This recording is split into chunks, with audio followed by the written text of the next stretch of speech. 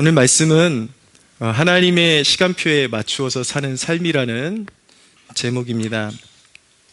1절을 보시겠습니까? 7장 1절 같이 한번 읽어볼까요? 시작. 그 후에 예수께서 갈릴리에서 다니시고 유대에서 다니려 아니하심은 유대인들이 죽이려 함이로라. 아멘.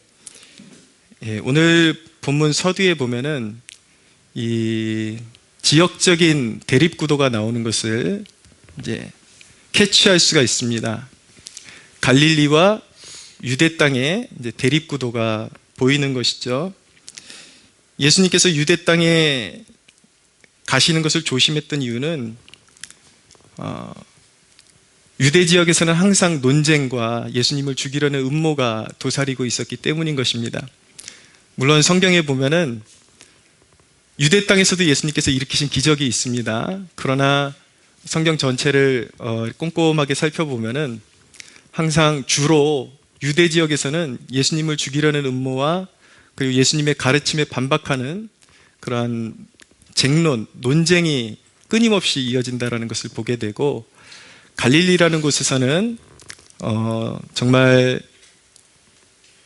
심령이 가난한 자들, 이런 백성들이 주님 앞에 나와서 주님께서 그들을 불쌍히 여기시고, 주로 갈릴리 땅에서 치유의 역사가 일어나고 영혼의 회복의 역사가 일어나고 또 제자들을 부르시는 그러한 역사들이 일어난다는 것을 알게 됩니다. 이것을 우리의 마음에 대비시켜서 우리가 적용시켜 볼 필요가 있습니다. 신앙생활을 하는데 항상 하나님의 말씀을 접하면 그것이 논쟁거리가 되는 사람들이 있습니다. 그게 말이 되나? 그게 과연 진짜 그렇게 될까? 그런 끊임없이 논쟁거리가 되는 그런 마음밭에서는 하나님께서 은혜를 주시고 싶으셔도 은혜가 거기에 머무를 수 없다라는 것을 알게 되는 것이죠. 그러나 이사야서 9장 1절을 보면은 갈릴리를 어떻게 표현하냐면 그것은 이방 땅으로 표현되고 있고 흑암의 땅으로 표현되어 있습니다. 그러니까 근데 그 땅에 오히려 하나님의 충만한 은혜가 임하는 기이한 현상을 보게 되는 것이죠. 왜 그런가? 여러분, 사람이 자기가 부족한 것이 없다고 생각하고 자기가 스스로 지혜롭다고 생각하면 하나님의 은혜를 뿌리치는 그런 격이 되는 것입니다.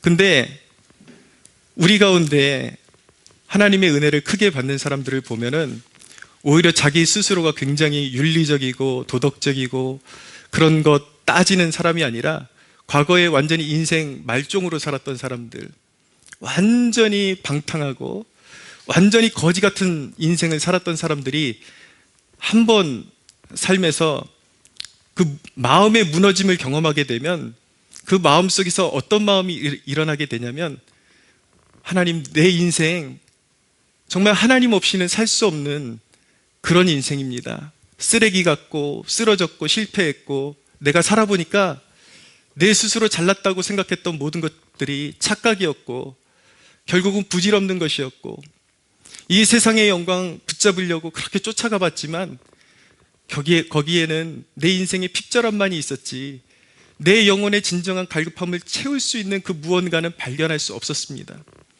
하나님만이 나의 소망이 되십니다 라고 고백할 수 있는 그런 사람의 마음 가운데 하나님의 은혜, 그리스도의 십자가에 피 흘리신 은혜가 임하는 것입니다.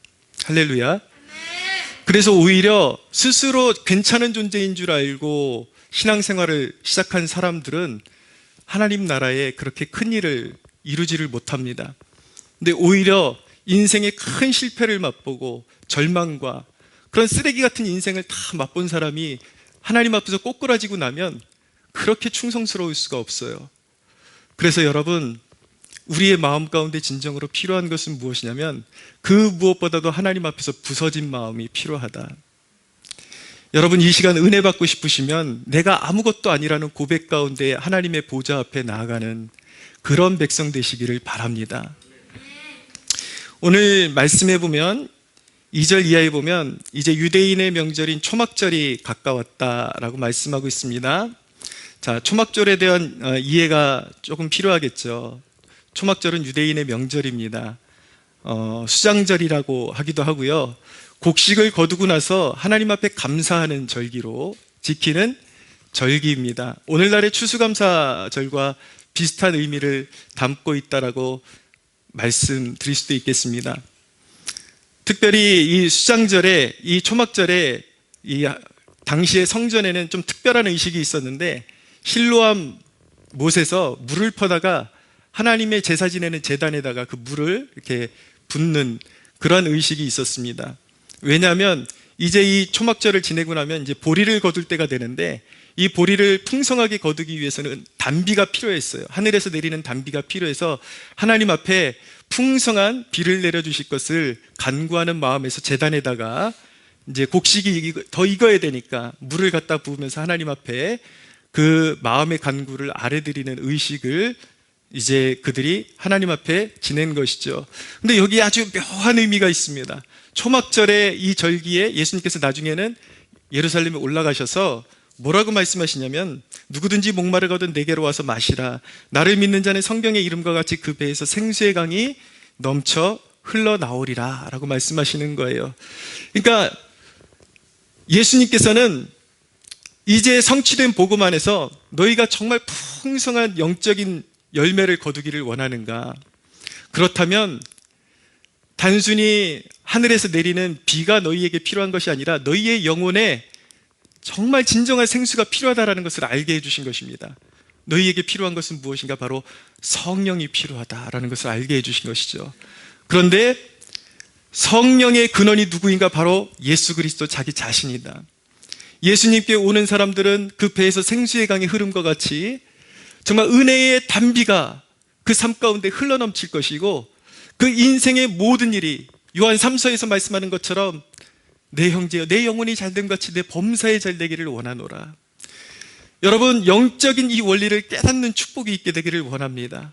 우리의 삶 가운데 성령이 임하시면 범사에 하나님이 돌보시는 은혜, 우리의 삶 가운데 무르익어야 될 영적인 곡식들이 무르익게 되는 축복을 누리게 되는 것입니다. 할렐루야. 예, 그러한 초막절에 이제 유대인들은 예루살렘에 가서 절기를 지키기 위해서 올라가죠. 근데 그 문제를 가지고 예수님의 형제들과 예수님 사이에서 논쟁이 벌어진 것입니다. 예수님이 지금 올라가야 되느냐 말아야 되느냐, 그 문제를 가지고 논쟁이 벌어진 것이죠. 여기서 부연을 또 하나 드려야 되는 것은 무엇이냐면 예수님에게 형제들이 있었다라는 것입니다. 그러나 분명히 알아두어야 되는 것은 무엇이냐면 예수 그리스도의 탄생은 그의 다른 형제들과 다르게 사람의 생리적인 힘에 의해서 예수님께서 이 땅에 태어나신 것이 아니라 성령으로 잉태되셔서, 남자와 여자가 잠자리를 하지 않고 성령으로 잉태되셔서 나오신 분이 예수 그리스도이시고, 예수님께서 태어나신 이후에 요셉과 마리아 사이에서 다른 형제들이 태어났다는 것을 알게 되는 것입니다. 마태복음 13장 55절 이하에 보면, 이는 그 목수의 아들이 아니냐, 그 어머니는 마리아, 그 형제들은 야고보, 요셉, 시몬, 유다라 하지 않느냐, 그 누이들은 다 우리와 함께 있지 아니하냐라고 말씀하고 있습니다. 예, 몇 명의 형제들과 누이들이 있었다라는 것을 알게 되는 것이죠. 그런데 예수님과, 성령으로 잉태되신 예수님과 그 형제들 사이에 오늘 의견이 무언가 맞지 않는다라는 것을 발견하게 되는 것입니다.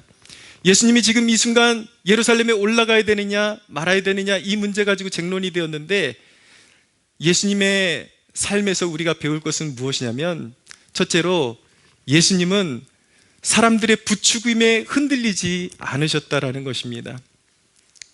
형제들인데, 예수님의 형제들인데 예수님의 그 선한 의도를 그들은 알지 못했습니다. 예수님의 메시아로서의 사역이 단순히 사람들의 인기나 누리는 정도로 그들은 생각했던 것이죠. 그래서 당신이 정말 메시아라면, 그리고 그 사역을 감당하기 원한다면 이왕이면 더 많은 사람들에게 나타나는 것이 좋지 않냐. 그러니까 지금보다, 갈릴리보다 더 큰 무대로 가라는 것입니다. 그것이 바로 오늘 말씀에 나타나는 3절 4절의 말씀입니다. 제가 한번 읽어볼게요. 그 형제들이 예수께 이르되 당신이 행하는 일을 제자들도 보게 여기를 떠나 유대로 가소서. 스스로 나타나기를 구하면서 묻혀서 일하는 사람이 없나니 이 일을 행하려 하거든 자신을 세상에 나타내소서 하니라고 말씀합니다. 그리스도의 메시아 되심에 대한 오해가 있는 것이죠. 알지 못하는 것입니다. 그러니까 당신의 무대를 더 넓혀서 사람들의 인기를 받을 수 있는 더 넓은 곳으로 가라고 부추기는 것이죠. 그러나 예수님은 결코 사람들의 그 부추김에 흔들리지 않으셨습니다. 왜냐하면 예수님의 삶의 목적이 더 큰 무대에 서느냐 아니면 더 작은 무대에 서느냐, 크고 작음의 문제가 아니었기 때문인 것입니다. 두 번째로, 예수님은 사람들의 평판에 자기 자신을 맡기지 않으셨다라는 것을 배우게 됩니다. 5절을 보십시오. 이는 그 형제들까지도 예수를 믿지 아니함이러라 라고 말씀합니다. 예수님은 참 외롭게 사역하셨습니다. 예수님은 이 땅에 오셔서 사명을 감당하시는데 자신의 형제들에게까지 지지를 받지 못하고 사명을 감당하셨습니다. 예수님께는 항상 조롱과 그리고 홀대가 있었습니다. 인정하지 않는 것, 홀대, 핍박, 이런 것들을 감내하시면서 묵묵히 그분의 길을 걸어가셨던 것입니다. 바로 예수 그리스도의 사명 감당하는 모습이 사람의 평판에 의해서 좌우되지 않았다라는 것, 이것이 바로 우리의 삶에, 우리의 신앙에 깊이 새겨야 되는 모습인 것입니다. 우리도 때때로 이런 길을 걸어야 하기 때문에 이런 부분을 의식하는 것이 참 중요합니다. 아, 그것이 예수님의 삶이었구나. 저도 한때는 그런 적이 있었습니다. 26살 때까지 방황하다가 이제 은혜 받고 하나님이 나를 주의 종으로 부르신다라는 그 부르심을 느끼고 이제 신학대학을 가기로 결정을 했는데, 뒤늦게 이제 다시 공부를 처음부터 시작을 한다 그러니까 우리 형제들이 저를 그렇게 신뢰해 주지 않더라고요. 그러면서 저희 형제들이 저에게, 야, 네가 나이가 몇 살인데 지금 차라리 가서 돈이나 벌어. 그동안 부모님에게 신세 지고 살았으면 지금이라도 돈이라도 벌어야지. 무슨 지금에 와서 대학원을 가겠다고 그러고 있니? 형제들이 그렇게 저에게 핀잔을 주었던 이유는 무엇이냐면, 제가 운동을 전공을 했고 그동안 공부라는 것을 한 번도 해본 적이 없었기 때문에 대학원에 입학하는 일이 만만치도 않고 굉장한 그런 힘만 쏟다가 분명히 실패할 것이라는 그런 예측이 있었기 때문에 그렇게 이제 판단을 했던 것입니다. 그런데 개의치 않았어요, 저는. 왜냐하면 주님이 나를 부르셨다라는 그 확신이 있었기 때문에 그냥 그 부르심을 따라서 묵묵히 한 걸음씩 한 걸음씩 발을 내딛어 갔던 것입니다. 근데 하나님께서 은혜를 주셔서, 물론 뒤늦게 은혜 받아가지고 그 누구 못지않은 그런 열정과 그런 어떤 간절함이 있었습니다. 이제 장신대 도서관에 늘 새벽에 올라가서 기도하고 밤 12시까지 책상머리를 지키면서 기도하면서, 너무나도 이제 제가 능력이 안 된다라는 것을 아니까 하늘을 쳐다보면서 늘 나가서 기도했어요. 하나님, 저 열심히 목회할게요. 저 좀 인도해 주세요. 하나님 면전에서 저를 쫓아내시면 저는 갈 곳이 없어요. 하나님께서 부르셨으니까 제 인생 책임져 주세요. 그렇게 늘 간절하게 하늘을 쳐다보면서 기도했던 기억이 있습니다. 근데 감사하게도 그 해에 이제 신대원 시험을 이제 합격해서 대학원에 들어가게 되었습니다. 근데 그 중에 가장 반대했던 제 큰형님이 비로소 이렇게 고백하더라고요. 야, 네 모습을 보니까, 그동안의 그 과정을 보니까 정말 하나님이 살아계신 것 같다. 정말 열심히 했구나, 수고했구나. 말씀드리고 싶은 것은 무엇이냐면, 사람들이 인정해주지 않고 핍박이 있고 조롱이 있다 할지라도 하나님의 부르심을 인식하고 묵묵히 그 길을 걸어가면 반드시 좋은 열매를 거둘 수 있게 된다라는 것입니다. 할렐루야. 여러분들의 삶 가운데 그런 복된 은혜가 있기를 축원합니다. 6절을 보십시오. 같이 한번 읽어볼까요? 시작. 예수께서 이르시되 내 때는 아직 이르지 아니하였거니와 너희의 때는 늘 준비되어 있느니라. 아멘.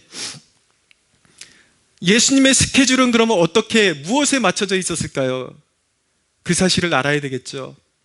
예수님은 어떤 중심의 가치관을 가지고 자신의 스케줄을 정하셔서 삶을 살아가셨을까요? 첫째는 철저하게 하나님 아버지의 때에 맞추어서 살아가셨습니다. 세상의 가치관은 맹목적인 성공을 추구하는 것입니다. 시도 때도 없이 뭐든지 잘 되기를 바라요. 그냥 왜 잘 돼야 되는지도 모르고 잘 되기를 바라는 것이 바로 세상의 마인드인 것입니다. 그러나 우리 그리스도인은 달라야 하는 것입니다. 우리 그리스도인에게 중요한 것은 무엇이냐면 세상적인 성공을 거머쥐는 것이 우리의 삶에 가치가 있는 것이 아니라 하나님께서 우리의 삶을 사용하시도록 하나님이 사용하시기에 합당한 사람으로 빚어지는 것이 우리에게 중요한 가치인 것입니다. 그래서 우리는 하나님께서 우리에게 허락하신 연단의 시간들을 인내하고 견딜 수가 있어야 하는 것입니다. 우리가 진정으로 믿는 자라면 우리에게 중요한 것은 무엇이냐면 내가 원하는 때가 중요한 것이 아니라 하나님이 내 삶 가운데 원하시는 것들이 이루어지고 하나님의 시간을 바라볼 줄 아는 영적인 안목이 우리에게 필요한 것입니다. 그 눈이 열려야 되는 것이죠. 여러분, 섣부른 성공이 사람을 만들지 못합니다. 그 성공이 우리에게 영생을 주지 못합니다. 그 성공이 하나님 앞에 쓰임받는 그릇으로 빚어주지 못합니다. 오히려 섣부른 성공이 사람을 그릇가게 만들고 쉽게 유혹에 빠지게 만들고 멸망의 길로 인도하는 것이죠. 하나님의 귀한 사람들은 하나님의 시간에 맞춰져서 빚어진 사람들이라는 것을 우리가 알아야 하는 것입니다. 제가 청년 시절에 영적인 멘토로 삼던 목사님이 계십니다. 근데 이분 찬양 인도가 너무 기름 부음이 강해요. 그분이 앞에 단에 서서 찬양 인도를 하면 그냥 눈물이 쏟아지고 간절함이 생기고 저분의 영성을 참 본받고 싶다. 어떻게 하면 하나님과 저렇게 친밀해질 수 있을까라는 그런 제가 청년 시절부터 사모함을 가지고 그분을 이렇게 따랐던 기억이 있습니다. 그분의 간증을 들어보니까 머리가 굉장히 비상하신 분이에요. 그래서 서울대를 목표로 하고 서울대를 쳤는데 떨어졌어요. 근데 자기보다 성적이 더 낮은 사람들은 다 서울대 들어갔어요. 자기는 서울대를 들어가지 못하고 결국 연대에 합격했다라는 것입니다. 근데 그분에겐 그것이 너무나도 열등감이 되고 인생의 슬픔이 되어서 깊은 수렁 속에서 한동안을 보내야 됐다라는 거예요. 근데 솔직히 저는 이해가 안 가요. 연대 가가지고 열등감에 빠지는 영혼이 있다라는 건 저 같은 사람은 상상을 할 수가 없는 일인 것이죠. 저 같은 사람이 보기에 와 진짜 배부른 소리 한다 그러기 쉬운데 정작 본인의 입장에서는 그게 너무 충격이 됐던 거예요. 그래가지고 그런 수렁 속에서 하나님께서 나를 서울대를 보내주지 아니하시고 다른 곳으로 보내주신 어떤 하나님의 뜻이 있지 않을까. 그것 가운데서 그런 인생에 풀리지 않는 질문을 하나님 앞에 계속 올려드리면서 하나님과의 사귐이 깊어지게 된 것이죠. 그러면서 하나님의 부르심을 느끼게 되고 그런 가운데 그 슬픈 마음을 하나님께 올려드리는 가운데 하나님과의 그런 연대 관계, 하나님과의 돈독한 관계가 형성되면서 그 누구보다도 하나님과의 친근한 그런 축복을 누리는 그러한 존재로 설 수 있게 된 것입니다. 그런 연단의 과정을 통해서 하나님의 사람으로 빚어진 거예요. 그러니까 그 사람이 단에 서기만 하면 뭔가 다른 거예요. 은혜가 임하는 것이죠. 하나님이 그를 붙들고 계시다라는 것을 느끼게 되는 것이죠. 여러분, 우리에게 중요한 것은 무엇인가? 내가 원하는 것이 그 시대에 정확히 이루어지는 것이 결코 축복만은 아니라는 것을 우리가 알아야 하는 것입니다. 우리가 믿는 자라면 우리에게 가장 소중한 것은 무엇입니까? 연단되어지는 것입니다. 하나님의 사람으로 무르익어가는 것입니다. 할렐루야. 그렇기 때문에 하나님의 시간이 우리에게 필요하다. 여러분들에게 주어지는 이해 못할 고난, 연단, 실패, 그것이 믿음의 눈으로 보면 그것이 한없는 축복이라는 것을 깨닫게 될 것입니다. 예수님의 스케줄은 두 번째로 철저히 아버지 하나님께서 이 땅에 보내신 목적에 맞춰져 있었다는 것을 보게 됩니다. 아버지께서 예수 그리스도를 이 땅에 보내신 목적은 무엇인가? 추종자들을 모아서 많은 군중들에게 인기를 누리는 그러한 메시아가 아니라 자기의 생명을 대속의 제물로 주어서 십자가에 내어주어서 자기의 피 흘리심을 믿는 자마다 구원을 얻게 되는 그 구원의 문을 인류에게 활짝 열어주시기 위해서 그분은 이 땅에 오셔서 육신을 입으시고 하루하루를 그 완전한 목적, 인류 구원을 향한 목적을 위해서 그분은 살아가셨던 것입니다. 철저하게 하나님께서 이 땅에 나를 부르신 목적, 그것이 바로 예수 그리스도가 이 땅에서 살아가신 목적이었습니다. 그분이 그렇게 사셨기 때문에 우리에게 구원의 문이 열린 것입니다. 여러분, 하나님을 발견하는 축복이 무엇인지 아십니까? 우리가 이 땅을 살아가면서 하나님을 알아가는 축복은 무엇인가? 하나님을 알게 되면 비로소 나의 삶에 목적이 있다는 것을 깨닫게 되는 것입니다. 할렐루야. 아멘. 여러분, 목적을 발견한 사람, 하나님 아버지께는 나를 향한, 내 인생을 향한 특별한 부르심이 있다는 것을 발견하는 축복이 무엇인지 아십니까? 내 인생에 목적이 있음을 발견하게 되면 결코 남과 비교하지 않게 됩니다. 주의 영이 계신 곳에는 자유함이 있느니라 말씀하죠. 불행은 비교하는 데서 오는 것입니다. 구약 성경에 보면 레위 지파의 게르손, 고핫, 무라리 자손이 대표적으로 하나님의 성소를 섬기고 하나님의 기물들을 옮기는 그런 일꾼들로 쓰임을 받았습니다. 근데 여기서 재밌는 것을 발견하게 돼요. 고핫과 무라리 자손을 비교를 하면은 무라리 자손에게는 하나님께서 명령하셔서 수레 4개와 소 8마리를 그들에게 주십니다. 그런데 고핫 자손에게는 수레를 전혀 주시지 않으세요. 그 이유가 무엇인지 아십니까? 부르심이 달랐기 때문인 것입니다. 무라리 자손에게 수레가 필요한 이유는 그들이 무거운 기둥들을 날라야 했기 때문에 수레가 필요했던 것입니다.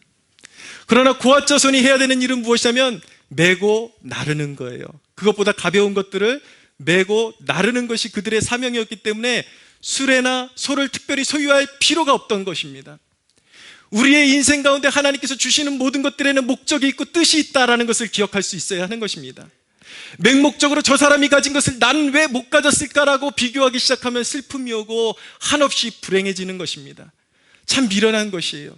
나의 부르심을 이해하게 되면 나는 특별한 사명이 있기 때문에 하나님께서 이 일로 부르셨기 때문에 굳이 저런 것이 필요 없구나. 그리고 남보다 더 다른 것을 소유한 사람이 알아야 하는 사실은 무엇이냐면 자신에게 남들보다 남들이 갖지 못한 것을 더욱 소유하게 하신 이유가 있다는 것을 깨달아야 하는 것입니다. 오히려 다른 이들보다 더 헌신할 사명이 거기에 주어져 있는 것입니다. 할렐루야. 목적을 발견하게 되면 결코 남과 비교하지 않아요. 나의 길을 달려가게 되는 것입니다. 하나님께서 나를 다스리시는 그 일로 인하여 항상 감사와 기쁨이 넘쳐나게 되는 것입니다. 목적을 발견하게 되면 인생에 집중력이 생깁니다. 예수 그리스도는 공생의 3년, 30살까지는 숨겨져 계시다가 33살에 십자가에 못 박혀 죽으시고 부활하심으로써 인류의 구속사역을 완성하셨습니다. 예수님께서는 3년 동안의 공생애를 통해서 어떤 인류에 존재했던 어떤 사람도 이룰 수 없었던 놀랍고 위대한 일을 이루실 수 있었는데 그 이유가 무엇인가? 집중력이 있었기 때문인 것입니다. 아버지께서 부르신 삶의 목적을 알았기 때문에 흔들리지 않으셨던 것이죠. 우리 삶의 목적을 깨닫게 되면 우리는 세상의 헛된 영화보다 우리의 삶의 가치를, 우리의 삶의 내용을 더 가치 있게 생각하는 사람으로 변화되게 되는 것입니다. 오늘날 그리스도인들 가운데 아직도 유물론적인 사관을 버리지 못하고 사는 사람들이 있어요. 모든 행복의 기준, 모든 인생의 가치의 기준을 물질에 따라서 행복하다, 불행하다, 모든 물질의 가치관으로 그것을 기준으로 삼는 이유는 무엇입니까? 아직도 하나님께서 주시는 축복을 물질로만 환원하기 때문에 신앙을 이해하지 못하는 거예요. 나의 부르심을 이해하지 못하기 때문에, 내가 무엇을 할 때 진정으로 행복한 존재가 될 수 있는지에 대한 이해가 없기 때문에 무조건 소유, 성공, 명예 이런 것들만의 가치를 두고 살아가는 것이죠. 그러나 여러분, 저와 여러분이 진정으로 거듭난 하나님의 백성들이라면 우리 인생의 가치는 오직 하나님을 기쁘시게 해드리는 그 일에 있어야 함을 믿으시기 바랍니다. 우리의 삶의 내용은 달라야 하는 것입니다. 우리의 행복의 내용은 달라야 하는 것입니다. 세상 사람들이 추구하는 것, 세상 사람들이 기뻐하는 것, 조금 더 많이 갖고 못 갖고 이것이 우리의 삶의 목적도 아니요 우리를 행복하게 하거나 불행하게 하는 것이 아니라는 것을 깨닫는 축복이 있게 되기를 바랍니다. 주님께서 우리에게 원하시는 삶을 살아가는 것이 행복이에요. 여러분들이 진정으로 하나님께 묻고 묻는다면 그 누구와도 비교할 수 없는 여러분들의 인생에만 예비하신 하나님의 삶의 목적을 발견하는 축복을 누리게 되실 줄로 믿습니다. 예수님은 철저히 목적을 따라 사셨습니다. 7절을 보십시오. 같이 한번 읽어볼까요? 시작. 세상이 너희를 미워하지 아니하되 나를 미워하나니 이는 내가 세상의 일들을 악하다고 증언함이라. 예수님은 사람들이 뭐라고 하든지 사람들의 평판이 어떻든지 의식하지 아니하시고 오직 부르심을 따라 사셨습니다. 다른 말로 해서 해야 할 일을 감당하면서 사셨습니다. 예수님께서 이 땅에 오셔서 행하신 일은 무엇입니까? 세상의 죄를 깨닫게 하신 일이에요. 그리고 회개를 촉구한 것이었습니다. 여러분, 기독교가 세상에게 표적이 되는 이유가 바로 여기 있습니다. 물론 교회가 잘못해서 욕먹는 것도 있겠지만 교회가 잘해도 욕먹을 수밖에 없는 절대적인 이유가 무엇인지 아십니까? 왜 세상은 교회를 미워할 수밖에 없을까요? 왜 세상은 기독교를 조롱하고 미워할 수밖에 없는 것일까요? 그것은 바로 복음이 세상을 정죄하고 꾸짖기 때문인 것입니다. 사람들이 생각하기에는 너무나도 정상적인 것 같고 한 시대의 문화에 지나지 않는 것이지만 하나님의 복음의 눈으로 보면 그것이 시대의 죄악이기 때문에, 교회는 그것을 악하다고 하기 때문에 사람들은 교회를 미워하고 기독교를 증오할 수밖에 없는 것입니다. 그러나 오늘 저는 이 세대를 살아가는 그리스도인들에게 묻고 싶습니다. 오늘날 우리 세대에 살아가는 그리스도인들이 과연 세상을 꾸짖을 수 있을 정도로 세상이 하는 일을 악하다고 말할 수 있을 정도의 깨어있는 그런 신앙을 가지고 있는가? 물어봐야 하는 것이죠. 문화라는 이름으로 너무나도 방탕하게 살아갑니다. 거룩함이 없습니다. 구별됨이 없습니다. 무엇이 하나님이 원하시는 일이고 무엇이 죄악인지 알지 못하고 세상의 일을 따라갑니다. 이 시대의 풍조, 우리 그리스도인들이 책망받아야 할 일은 무엇입니까? 여러분, 정치인들을 신봉하고 어떤 특정한 정치인의 빠가 된다는 것은 부끄러운 일인 것입니다. 세속적인 거예요. 우리가 유일하게 추종하고 우리가 유일하게 추구하며 달려가야 할 대상은 누구입니까? 하나님만이 우리의 통치자인 것입니다. 할렐루야. 그 어떤 정치인이 세워지든 그가 잘못하고 있다면 우리는 신앙의 관점으로 비판할 수 있어야 하는 것입니다. 그 누구든지 바르게 국민을 섬길 수 있다면 칭찬할 수 있어야 하는 것입니다. 근데 이 세대는 빠예요, 빠. 부끄러운 인간들이에요. 신앙인들이 특별히 어떤 정치인에 앞장서가지고 시대의 산물인 것이죠.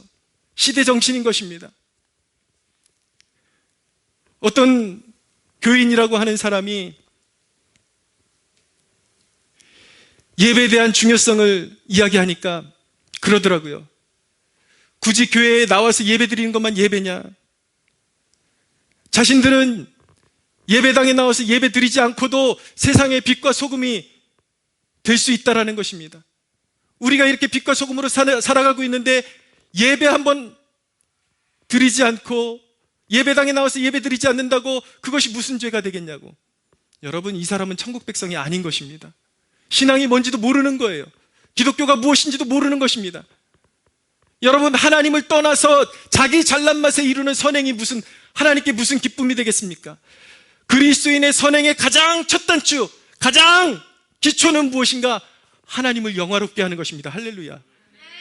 예배를 드리지 않고 무슨 선행을 한다라는 것입니까? 그리스도인으로 부름받아서 예배를 경히 여기고 예배를 소홀히 여기면서 무슨 착한 일을 하면서 살겠다라는 것입니까? 시대의 풍조예요. 많은 목회자들이 그렇게 가르치기 때문에 하나님을 예배하는 일을 등한시해도 당신이 가진 것으로 누구를 도울 수 있다면, 어디 후원할 수 있다면 당신은 탁월한 하나님의 사람입니다. 이런 말도 안 되는 철학적인 가르침이 교회 안에 성행하기 때문에 사람들이 그릇된 길로 걸어가고 있는 것입니다. 여러분, 우리 그리스도인은 세상의 빛과 소금입니다. 그러나 그 출발점은 어디인가? 하나님을 경외하는 믿음에서 시작되는 것입니다. 할렐루야. 예배하면서 우리의 선함은 시작되는 것입니다. 하나님이 거룩하시기 때문에 하나님을 예배한 우리는 거룩하게 살아야 하는 것이고, 하나님이 가난한 자들을 긍휼히 여기시기 때문에 우리는 예배한 이후에 우리의 가진 것을 털어서 가난한 자들을 돌볼 수 있어야 하는 것입니다. 예배를 빼놓고 그리스도인은 존재할 수가 없는 것입니다. 사랑하는 여러분, 말씀을 정리하겠습니다.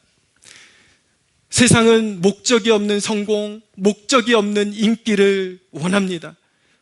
그것이 나에게 왜 필요한지도 모르고 갈급해해요.